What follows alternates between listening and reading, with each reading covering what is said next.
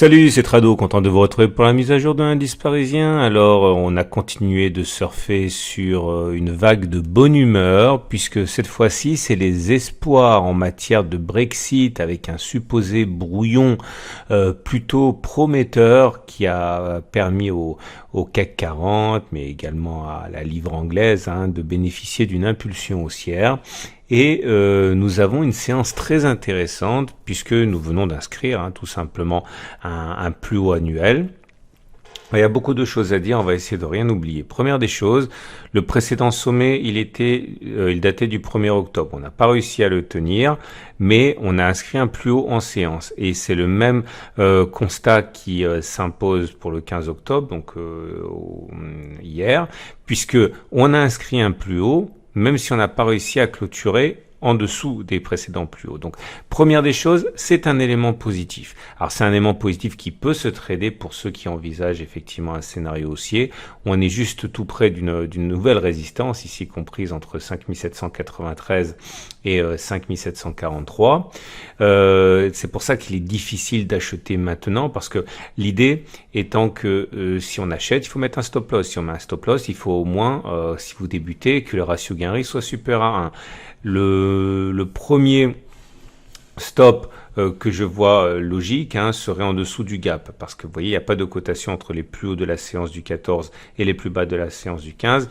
Si on part du principe qu'il s'agit d'un gap de continuation, eh bien l'objectif serait ni plus ni moins que d'aller chercher la distance parcourue avant le gap, reporter par-delà le gap. Ça vous donnerait quelque chose comme ça.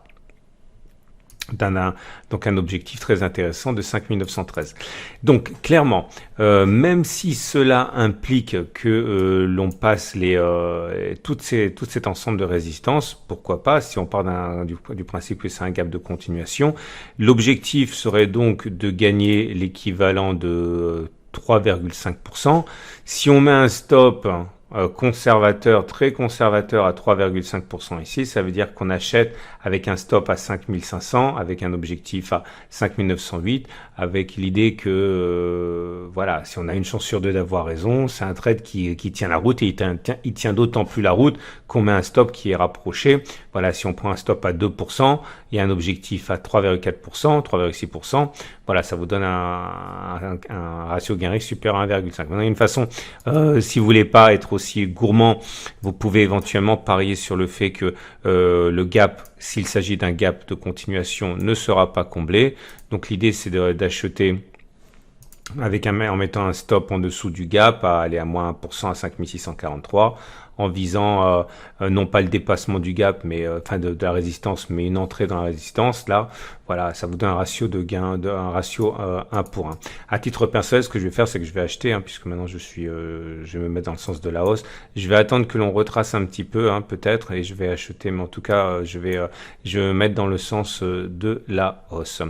Également, le biseau, je vais l'enlever parce que je pense qu'il a vécu à présent. C'est-à-dire que si on doit trader à la baisse, il y a d'autres choses plus intéressantes à trader que ce biseau. On a fait un plus haut significatif. Je considère que on n'aura pas rallié l'objectif numéro 2 qui était à 5325.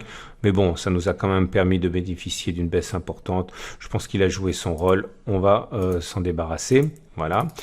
Et vous remarquerez également que l'objectif du refus de médiane a été atteint. Donc ça, on en a parlé plusieurs fois. Je le dis une dernière fois avant de ne plus en parler. Un plus haut, un plus bas, un plus haut. Voilà.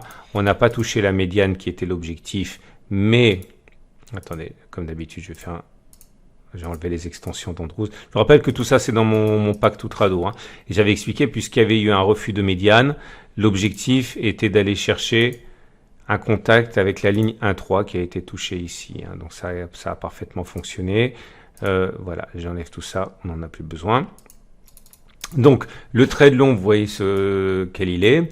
Maintenant, il y a aussi un trade court qu'on peut envisager, un short clairement, avec notamment un turtle soup qui vient de se créer. Vous voyez, des turtle soup, il y en a eu à foison, il y en a eu un là, il y en a eu aussi avant, mais l'idée c'est qu'on fait un plus haut de 20 bougies. Voilà, le précédent plus haut, il était là. Vous voyez, ça fait 1, 2, 3, 4, 5, 6, 7, 8 bougies avant.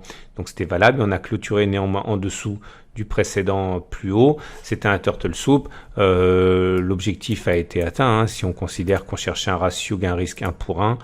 Voyez, avec, si on était rentré sur le turtle soup, on mettait un stop au-dessus des précédents plus hauts à 2,12, on est allé chercher plus que 3,6%, donc ça a fonctionné avec un ratio gain-risque intelligent, intéressant. Là également, vous avez un turtle soup, hein. Alors la différence près, c'est que la bougie était assez mortifère le 1er octobre avec un avalement baissier. Là, la bougie du jour n'est pas une bougie baissière, on termine dans le tiers neutre, donc c'est une bougie qui n'est pas négative, hein. Donc à la limite, si vous voulez tenter ce turtle soup, moi ce que je ferais, mais c'est pas un conseil, hein, je donne jamais de conseil, c'est de mettre un stop large, voilà, mais vraiment large, à 1,6, au-dessus de la précédente résistance, là, voilà, 1,7%, 1,7% ici, et de viser au moins 1,7% à la baisse. Ça voudrait dire aller chercher les 5608. Alors, bon, ça c'est pas très logique parce qu'on pourrait même viser un petit peu plus bas puisqu'il n'y a pas de support, mais voilà, c'est un petit peu l'idée. Je vous rappelle quand même au passage que on a inscrit un plus haut annuel, hein, donc c'est plutôt un signal de force, hein.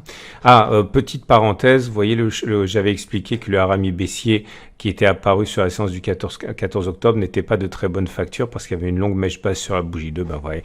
Voilà pourquoi les nouveaux se plantent avec les chandeliers japonais, parce qu'ils ne contextualisent pas, quoi.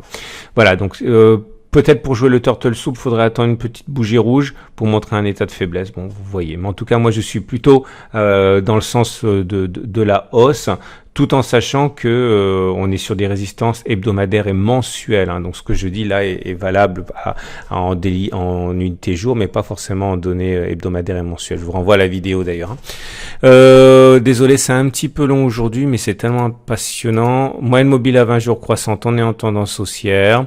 Moyenne mobile à 7 jours. Regardez, hein, ça prête à avoir un croisement haussier fort. Alors, Papy Trade m'a envoyé un mail, enfin non, c'était dans les interactions sur YouTube, qui m'a dit c'est un petit peu différent parce que sur la séance, sur l'occurrence précédente, le 12 juin, on avait un boulevard devant nous avant la résistance, c'est tout à fait vrai, mais là, bon, si on clôture au-dessus, là, on a aussi un boulevard devant nous, d'une certaine manière, encore qu'on est plein de résistance, mais en tout cas, ce sera un signal haussier à relativiser, certes, au regard des résistances, mais en tout cas, ça montrerait des velléités haussières intéressantes. Les indicateurs techniques sont tous haussiers. Alors tout a commencé avec le stochastique qui a donné son signal haussier ici. C'était 2 jours après mon setup Tradobull. Mais en tout cas, ça s'est propagé au MACD 0, au CCI, tout ça, ça a donné des signaux haussiers. Le MACD maintenant au-dessus de son signal. Bref, tout est haussier. Si vous êtes baissier, sachez que vous êtes contre l'impulsion de base, hein. Et on va terminer avec l'Ichimoku, comme d'habitude. Et l'Ichimoku est toujours, par contre, pour le coup, neutre, hein, puisque vous le savez, la SSB dérive à plat. Mais vous voyez, regardez, la SSB commence à monter, la SSA aussi. J'avais expliqué hier qu'on a vu un signal parce que la lagging span était sortie du nuage. Bon, alors c'est pas aussi significatif quand on évolue dans un trading range géant, mais en tout cas c'est un signe de bonne foi et de velléité d'augmentation. Bon voilà, donc ça c'est pas mal. Donc 5702, je pense qu'on est vraiment plus très loin d'être en tendance haussière de moyen terme pour l'Ichimoku, hein, puisque ça n'arrête pas d'être repoussé. Au début, il était là, mon trading range, puis à cause des attaques ici et là, j'ai élargi à ça, mon trading range de moyen terme. Bon, on est dessus, hein, voilà. Si on clôture au-dessus de cette zone, pour moi, on sera en tendance haussière de moyen terme pour l'Ichimoku, hein. Voilà, je vous souhaite une excellente journée et je vous prie de m'excuser, mais pour la séance de jeudi soir de jeudi soir, j'aurai du mal, et peut-être même vendredi soir, j'aurai du mal à faire mes vidéos parce que je serai en déplacement. Et bon, tout devrait rentrer dans l'ordre pour dimanche soir, hein, c'est-à-dire que je risque de louper une analyse, hein, celle de jeudi soir, mais celle de vendredi soir sera bien analysée, hein. Voilà, mais c'est pas sûr à 100%, mais il y a des risques. Voilà, je souhaite également remercier chaleureusement tous ceux qui mettent des pouces bleus sur ma vidéo YouTube inlassablement, hein. Il y en a beaucoup qui le font, ça m'aide énormément et je tiens ici à les en remercier parce que voilà, c'est hautement apprécié et utile. À demain pour la mise à jour.